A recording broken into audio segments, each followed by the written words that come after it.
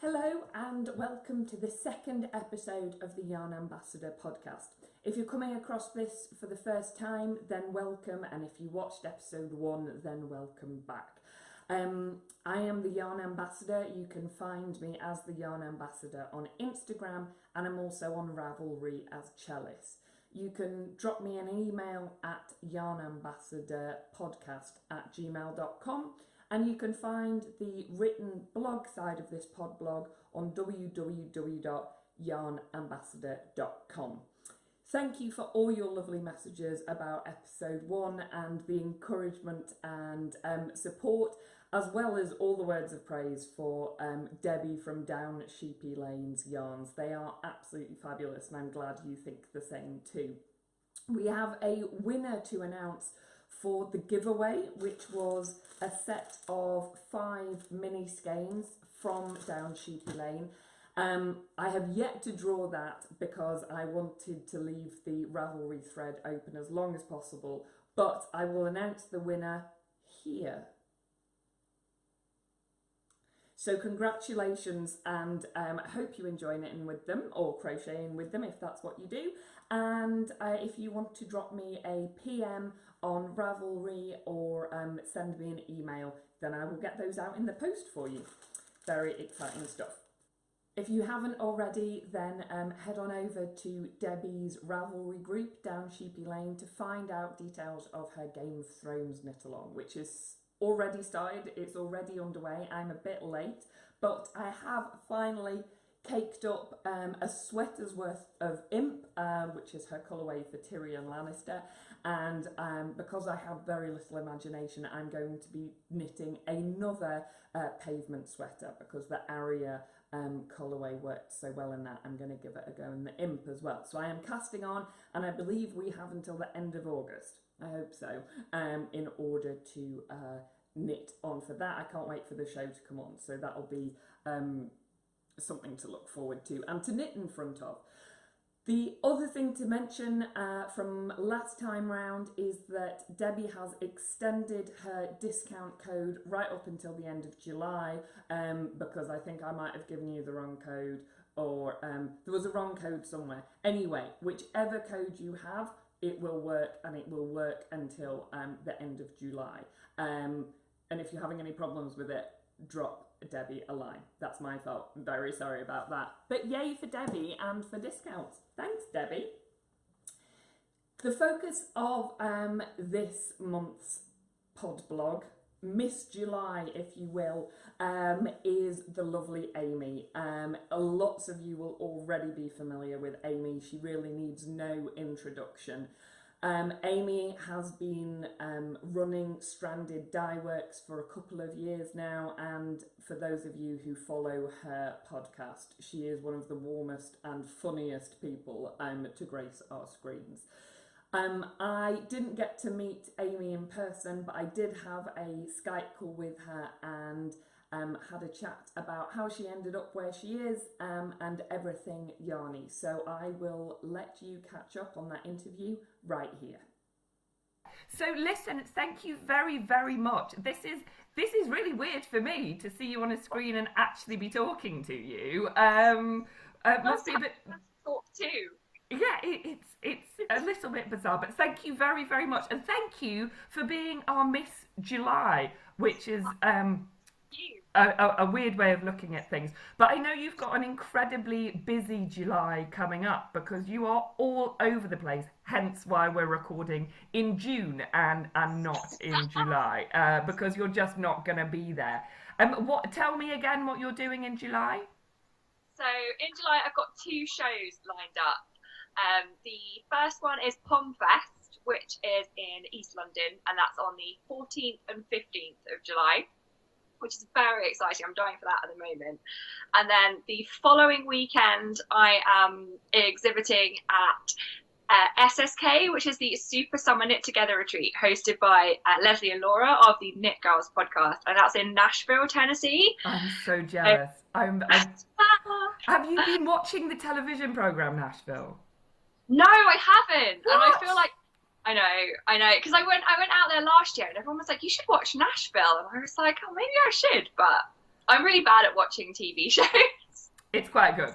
It's I'll add to my list. It's a bit of a guilty pleasure, but it's good. It's good. So, a very busy July, and like very busy all the time generally, from what it seems from your podcast and your shop. You're one of those dyers that if you don't get in there on a shop update like straight away, it's mostly all gone. How long have you been dyeing for? I've been dyeing, before I started Stranded, I've been dyeing for, I think I dyed for about 4 years before I opened my shop, just kind of on and off. Like I started with Kool-Aid. Like I did a few skeins with Kool-Aid and I was like, oh, this is really fun. And then I bought some like super easy acid dye that had like the acid mixed in and it was all ready to go. So that was really straightforward. But yeah, I think I'd been dyeing about 4 years before I started Stranded. So about, 5-6 years now. So Stranded's been going for about just over a year and a bit. Will be 2 in November. Oh wow! Well, congratulations! I love it. Where did the name for Stranded come from? I started a blog when I was at university because I already had like a personal blog that I'd been writing for years, and I was like, that doesn't really fit with me anymore. So I'm doing hand gestures with one hand because I'm knitting with my other hand. Excellent. Because I don't get much knitting time these days, as I've always been hanging on about. So I'm like, well, I'll just do a little bit now. Do it. So I started this blog and I was like, well, what should I call it? And I called it Stranded because I always kind of felt that I was stranded somewhere. Like not physically really, but I was at university and I didn't really know what I was doing with my life and I was doing a degree that I didn't really enjoy. And I was like, and then I moved down to my parents in East Sussex when I'd never lived. I didn't grow up here. I couldn't drive.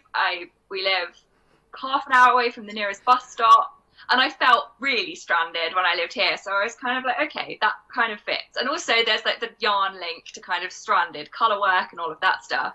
So I thought, okay, Stranded Dyeworks. And do the names of your bases also relate to that? Because you've got the Castaway DK and then you've got the Oasis and Paradise, and I'd like to have, when I come up with base names, I like to have places that you could get stranded or things that kind of link to it a little bit. Yeah, I love it. I think it's a cracking idea. So you have a kind of an arty background, but I've rewatched your earlier podcasts and I did.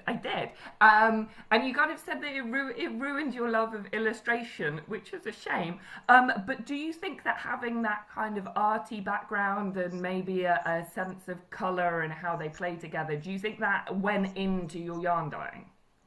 Yeah, I think so. Like a lot of people kind of said, oh, would you do art school again if you had the chance and all of this. I've always, when I was a kid, I wanted to be an artist.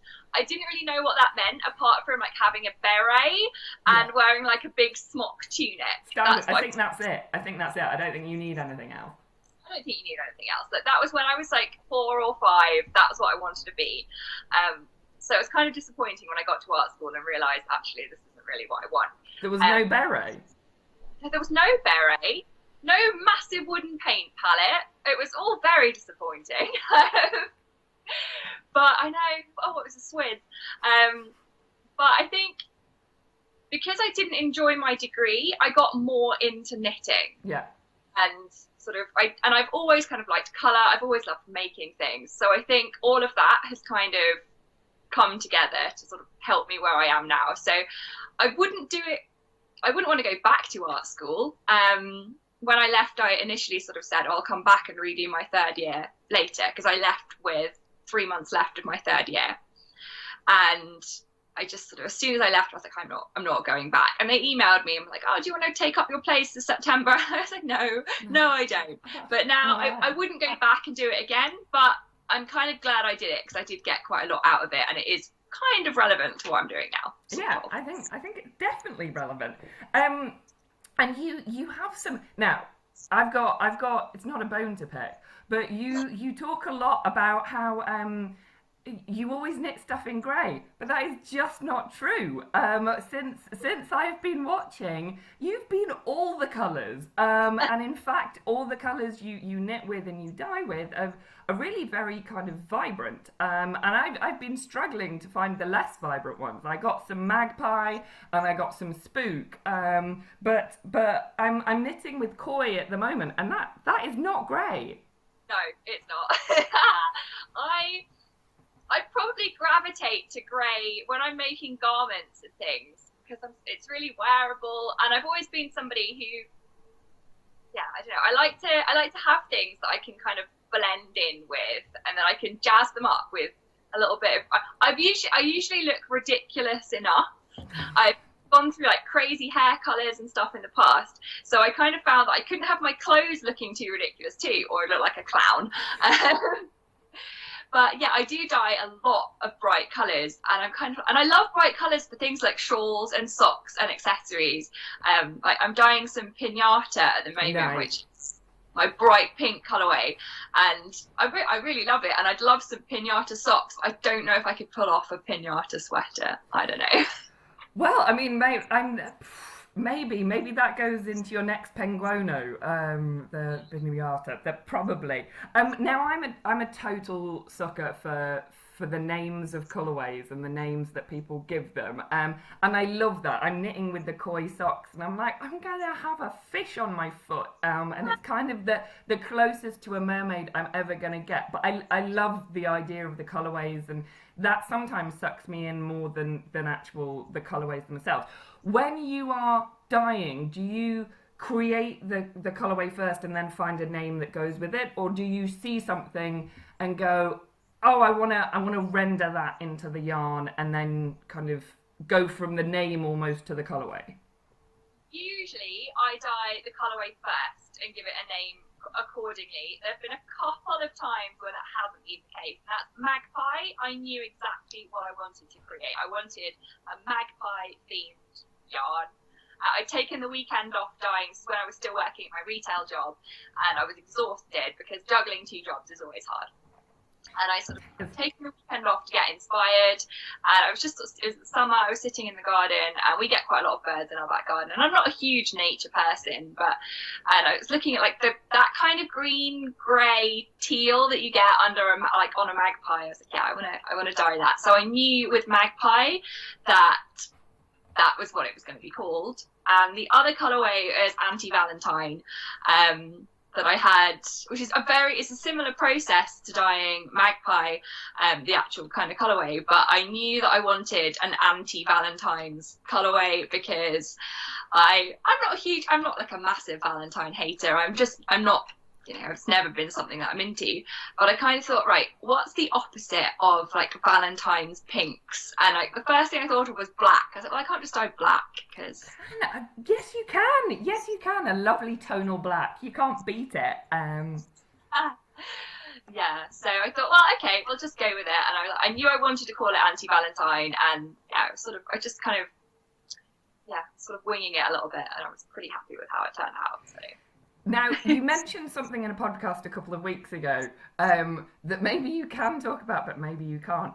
What did you get a cease and desist? Did you really? Yes, I did. Etsy sent me a message being like, I think my very first colourway was that I dyed like with the intention of putting it in my shop when I opened it, was my Clone Club colourway, which is an Orphan Black reference, and that was a TV show that I was really enjoying at the time, and I was like, right, okay, brilliant. And the TV show is called Orphan Black. My yarn wasn't called Orphan Black, it was called Clone Club, which is something they mention, in the show. And I was like, yeah, there are so many fan-based like colourways and stuff. Like you were talking to Debbie in your last episode, and I was watching that the other night, and she's got fabulous kind of like Roald Dahl colourways, and Game of Thrones and stuff, and there are so many Harry Potter colourways, and I was like, well, I want to try this. And I think somebody must have reported it because I got an email from Etsy being like, this is copyrighted, and we and all of this stuff, and I was just like, that feels a little bit and I was a super new dyer at the beginning, like that's not what you need when you've just opened your shop. kind of like, yeah, I think my shop had maybe been open like 3 months, and I was selling yarn, but not like a crazy ton of it or anything. And I'm like, this feels like it's ridiculous. I probably could have like fought it if I wanted to, but I couldn't be bothered. But it felt like too much stress and hassle. But I was like, this is ridiculous. But I do quite like the colourway, so I might resurrect it and just give it a new name. Surely if something is inspired by something else. It's kind of like, well, if you're going to this phone with me, you're going to spend quite a lot of time sending cease and desist emails to dyers on Etsy because... I know. Tell us about your studio. You've got this brand new studio which none of us have seen yet. No, I've been promising. I've got all the. I did footage of it because we converted. We have a double garage. People who don't know, I live with my parents in their house in East Sussex, and they have a double garage. And my plan was, because I used to dye in our kitchen, much to my parents' disgust. And it got to the point where I couldn't keep up. I couldn't produce enough yarn, and it was always my aim to get to the point where I could feasibly afford to move out and I could dye in my own kitchen. So that was my goal. And then kind of logistically, my dad was like, well, actually, it would probably make more sense if you stayed here for another couple of years and saved up and get a deposit for a house, all this boring adult stuff. And I was like, well, I can't keep dyeing in the kitchen. I'm not getting enough done. And he was like, oh, well, we'll just convert the garage, which is the most unlikely sentence to come out of my dad's mouth ever. It sounds immense. What a great dad. No, and usually he's always like, oh, it smells of dead sheep in here, particularly into it. So that was amazing. So we converted half of the double garage because my dad's a mechanic, so he's got half. He's got his little man cave half, and I've got my half. So we put up stud walls and everything. So I videoed most of the process. I've got all the little files. I just need to do a final video of this is what it looks like. But it's such a mess at the moment, and it's not 100% finished. I want to paint a wall and make it look prettier and put a big pin board up. But yeah, there will be a studio tour at some point. Okay, well, I'm looking forward to it. So, and how much does that mean you've been massively able to increase your output? So, how many skeins can you dye at one go in a colourway now? So I was in the kitchen. I was dyeing. I dyed on the hob, and I also dyed in the oven. So cool. I think I could get in a day. If I had a good day, I could get 5 kilos done, and if I had a really, really good day and got up really early, I could maybe get 6 kilos done, so about 60 skeins. Wow. But it's hard because obviously my family want to cook in the kitchen, so so unreasonable. They're not willing to live on takeaways. So unsupportive. Between 10 till 4 to dye, and then I'd have to clean down completely afterwards. And now in the studio, I've got an electric cooker, so I've still got hobs, I've still got an oven, and I've got 3 bain maries that I dye in. They're very cool. Catering supply thingies. And it's essentially mean I can double my output. If I have a really good day now, I can get 100 plus skeins dyed in a day. But it is a little bit knackering because it is quite a physical, you're on your feet all day because as soon as you finish something with one colour, there's another layer that needs starting on another colour. So it's just going from pan to pan. But yeah, it has definitely increased my output quite considerably. And you're a self-taught dyer, and you kind of worked it out, I imagine, with YouTube and with help from friends? I didn't have any dyeing friends, actually. I had a couple of knitting friends, and a friend of mine does some natural dyeing, which is never tried it. It's just something that feels a little bit too, I don't know, it's a little bit too complicated, I think, for me. I couldn't get my head around mordanting and stuff. But I read a couple of basic tutorials on the internet, I can't remember where, and I watched very early episodes because I'm a huge podcast fan, and I did my very first dyeing. I kind of did just with Kool-Aid off the cuff without having seen anything, any tutorials or anything. And then when I was yeah, it was insane. It was like a neon mess, but it's got to start somewhere. And when I was at uni, I got more into podcasts, and I watched some of Lara, who is the Dyers Notebook. She has the Dyers Notebook podcast, and she dyes Jinx yarns, which is a brand I absolutely love. She's American-based. She lives in Texas. And she is fabulously generous with her kind of knowledge. And she's done, more recently, she's done some tutorials that I've directed people to if they're interested in, like, learning to dye. But she was just sort of, would, like, drop in the occasional, like, tip. And I was just like, yeah, okay, I'll give that a try. So I picked up a little bit from Lara, it's sort of back in the early days. And then I just, experimented. Trial and error. Trial and error. Excellent. Yeah. And so what's next? You've got a sparkling new studio. You're obviously very busy over the summer. Are there any kind of exciting things around the corner from Stranded Dyeworks that we can know about? Or is it just more of the same and bigger? Well, I'm doing another show in November. I'm going to Nottingham to do the first ever Nottingham Yarn Expo, which is going to be quite exciting. So that's my last show this year, and then I need to start. I've got 3 shows that I want to apply for next year, and I'm limiting myself to 3. I'm applying to 3. If I don't get those 3, I'm not applying to other ones, because I want to focus. I want to get some wholesale. I want to start wholesaling to a few shops. So that's something. I have had wholesale interest. I've had to turn them down because I just can't handle quantity at the moment. Not with show dyeing and stuff. And also I did a soft blank club last year, which was really fun, my very first club. And a lot of people have been like, oh, you're going to do more clubs. And I always thought, yeah, after Unravel, or after the next show, or after the next big, but there's always something else kind of getting in the way. So I think next year I'm gonna have a club again, maybe. We shall see. Well, we will watch this space, and obviously you're hosting the Britnit Cow, which has been super helpful, because I've got to find out about all sorts of independent dyers around the UK, and that's coming to an end at the end of April, so the end of this month. April? Yeah. Where are we? We're in June, and it's gonna be July. Yeah.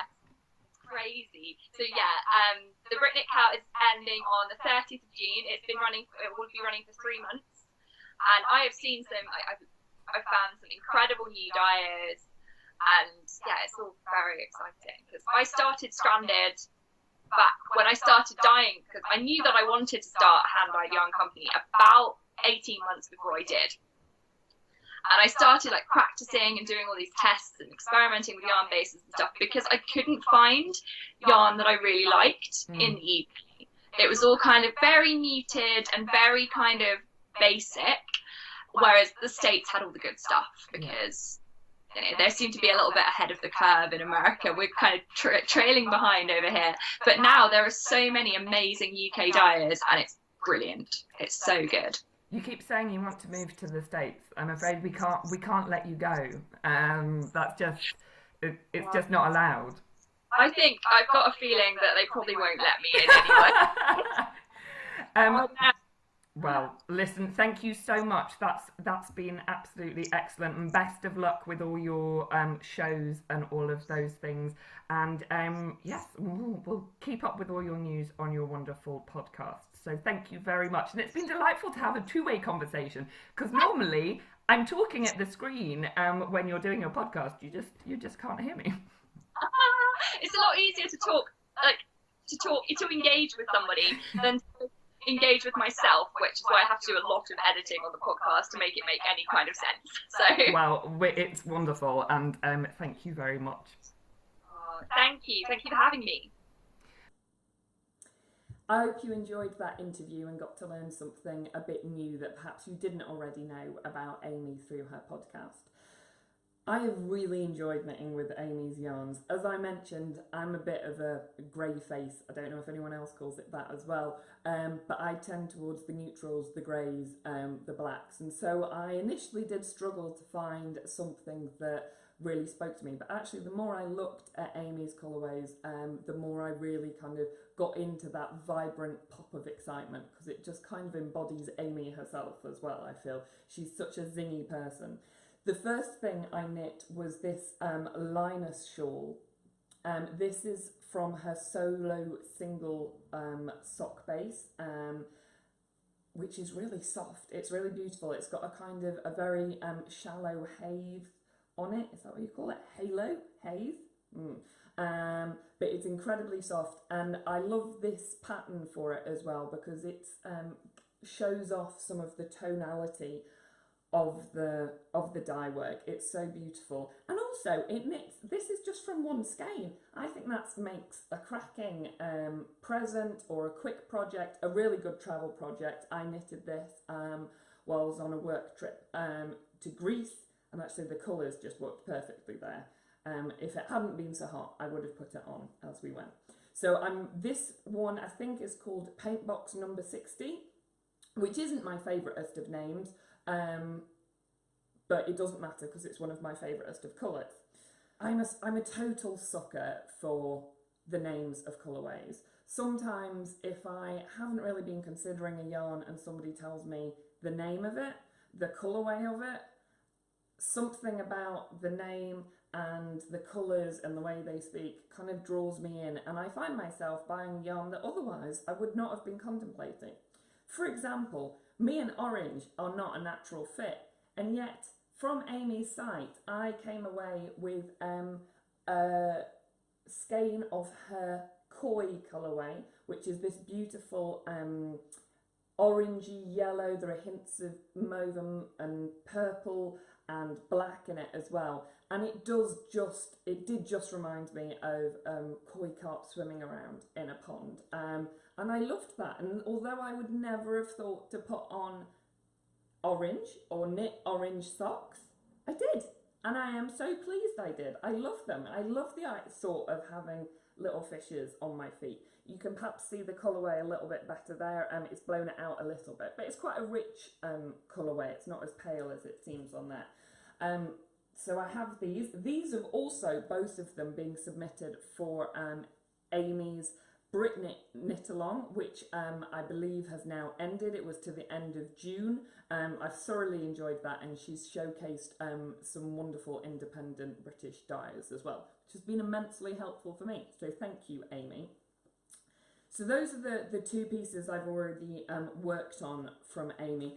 I've never knit with single ply before, the single ply fingering weight, and I so enjoyed knitting the teal colourway that I got myself another one. This one is called Charred Plum, and I hope you can see it's a kind of very deep, almost aubergine colour, and I think that's destined to be another Linus shawl.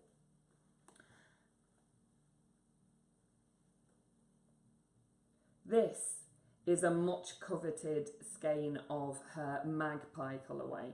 I absolutely adore this. I'm incredibly superstitious when it comes to magpies. I'm forever saluting them. So when I saw this, I knew I had to have it, and I can't wait. I don't know what I'm going to turn it into. It's almost too special to be turned into something. And then finally, I did manage to find a lovely grey. This is on her Oasis base, and this is called Spook. And actually, I have several skeins of that. So at some stage, that is going to turn into a jumper. I just wanted to give a quick review of the bases that Amy mentioned. This is her Oasis. This is the Spook. So this is 75% merino and 75% nylon, so perfect for socks. This is one of the skinny solos.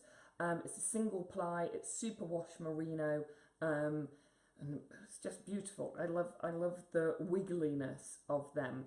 And then this is the Paradise. So this is 80% merino, 10% cashmere and 10% nylon, so a little bit more luxurious for your footsies.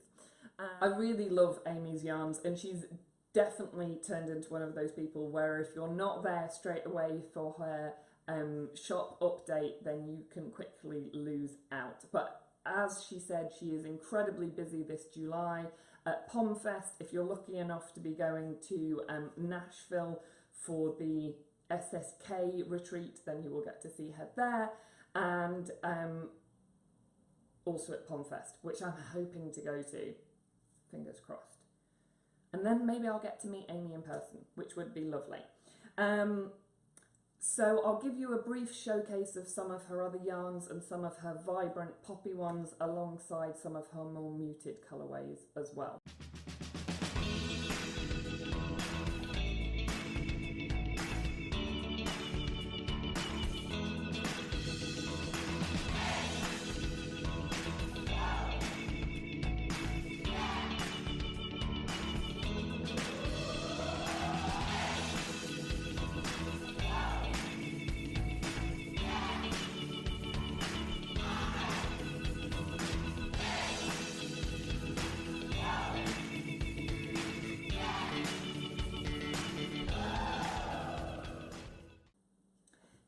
Part of today's podcast, I wanted to spend some time talking about mittens. One of the aspects of this podblog is to explore knitting traditions from all over the world, and I was really lucky enough to visit Riga in Latvia in April, which is a great country because even in April in Latvia it was still cold enough to wear hats, gloves and scarves, which as a knitter I was very grateful for. Thanks Latvia and your cold climate.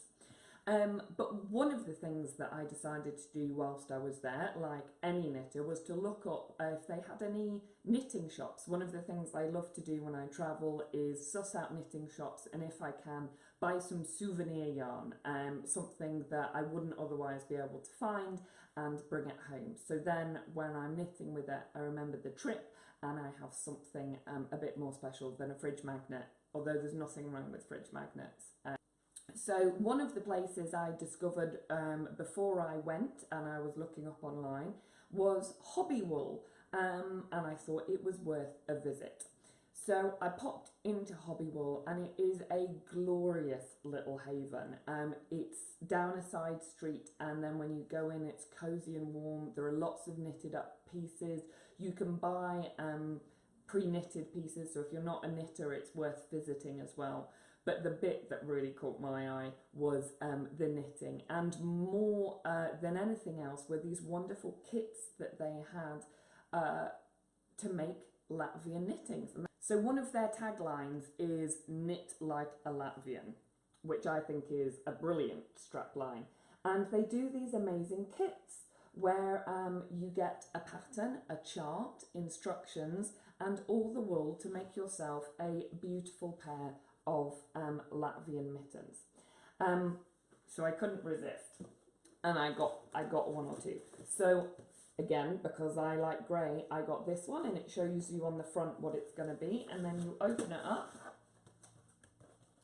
and you have the pattern, the chart, the instructions, and then all the wool you need to complete the project, which is a brilliant gift for oneself. Also a very lovely gift for others if you can part with them. But it tells you a little bit of history about Latvian mittens, mostly that all the symbols, the designs, the patterns are all kind of infused with different types of meaning. When all these mittens were being made, it was before a lot of people could read or write, before literacy was a kind of a widespread thing. So a lot of the mittens, their patterns are infused with kind of history and culture and different meanings, which I absolutely love the idea of having a little story on your hands in the winter. When I started looking into the mittens a bit more, obviously there is a mitten tradition that you can find all over Scandinavia and the other Baltic states. One of the other parts of their collection is some kits which are called Knit Like a Moohoo Islander. Moohoo? I hope that's how you say it. But these are slightly more vibrant colours than the Knit Like a Latvian range. They are bright, they've got bright pinks, and these are from an island, an Estonian island called Muhu, which is particularly known for these vibrant pinks and yellows. So I picked up one of those as well. And this one has a beautiful kind of bird on it, but there are reindeer, there are moose, there are all sorts of other colours as well. And then I remembered that way back when I had been quite into mittens and had bought myself a couple of books, care of Mr. Amazon, about knitting mittens. The first is this brilliant one. This is called Norwegian Mittens and Gloves. But like I say, this seems to be a tradition that isn't just isolated to Scandinavia and the Baltics. Traditions of this can be found all over the place, from Turkey through to Spain. It's all over the place. And I love the idea that through the mittens and the patterns that we choose, we kind of have a common language, even if we're all speaking a different language. This is by a lady called Anna Moore Sundbo. Sorry, Anna Moore, if I'm saying that wrong. And I've actually knit several of the patterns out of here, which I shall show you now. She also gives a really great introduction to mittens and her story with mittens, which is just fabulous. She ended up owning a factory in Norway that was for the sole purpose of taking in old knits and recycling them to turn them into bedding, filling, or perhaps weaving them into, spinning them into a new yarn if it was, or if the fibre was in good enough condition. And she had all these sacks and sacks of bags full of old traditional hand knits. And as she was putting them into the machine, she thought, I can't do this anymore. I'm kind of shredding history and tradition and stories. So rather than shredding them, she actually stopped and started collecting those patterns and writing them down. And this is the product of that kind of preservation project that she went through. And I'm incredibly grateful she did. So I highly recommend you check out this one as well if you're interested in mittens. She does try and give the stories, some of the ideas behind the patterns and why they've been chosen. This is a pattern I knit which is called The Moose and the World's Tree. Another one which I rediscovered on my bookshelf was Mostly Mittens, which are ethnic knitting designs from Russia. And these are actually from Russia's Komi people, which is an ethnic minority. And as you can see from the front, these are kind of much more graphic in terms of their detail. There are less animal representations and it's more to do with repeated patterns. So there's just an example of one of those. So I've yet to try these out, but I did pick up some spare knitting wool from Hobby Wool in Latvia, so maybe I'll try and use some of that from these patterns as well.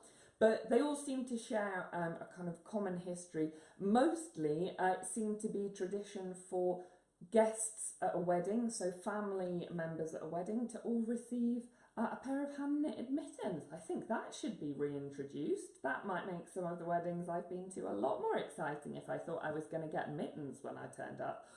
Although quite a lot of work for the bride. Apparently you have to knit quite a few. So anyway, I thought that was a really lovely idea as well. A really kind of joint heritage, a joint tradition, but one that is still very pronounced in the Baltic states and in Scandinavia as well. One of the things that's mentioned in this book that made me smile especially was a kind of excuse and justification for knitting mittens. So there's this whole thing here which is called In Praise of Mittens. And she makes some really good points actually. If you're a bit bored of knitting socks, they're a similar scale project. It's not too much to take on, but you can really play around with colour, you can play around with technique. They make gorgeous presents for people. People still need mittens, not in July, admittedly, but although maybe if you're in the southern hemisphere, you might need them in July. But they're fun and you can learn a new technique as well. So if you are interested to learn a new technique and to knit yourself a pair of mittens, this is going to be this month's knit away. You will get this kit with how to knit like a Moohoo Islander. You'll get the pattern, the chart, the instructions, and then the yarn as well. So I think that's a lovely giveaway. If you head on over to the Yarn Ambassador Podblog Ravelry group, there will be a prompt there for you to fill in, and you can get your hands on one of these too. I've kind of been re-inspired to go and cast on some mittens. Maybe I will do that this week, although I do have a lot to cast on at the moment, so maybe I should just hold until it gets a bit colder. Who knows? But definitely mittens on the Christmas list for people I know this year. That brings us to the end of episode 2 of the Yarn Ambassador. I hope you've enjoyed taking a look in more detail at some of Amy from Stranded Dyeworks and from the Stranded podcast, taking a look at some of her yarns and colourways, and also learning a bit more about mittens and getting enthused about knitting mittens. I hope to see you next time. Next month will be August. Thanks, as if just in case you'd forgotten, next month will be August. But we will have another independent dyer showcased in August. September, I'm going to do something a little bit different for, so keep your eyes peeled for that. But I would love to hear from you, hear your thoughts, and of course, if you are an independent dyer who is interested in being showcased, then please do get in touch with me. A massive thank you to Amy for her time in this very busy month, and I hope you all enjoy July. Bye!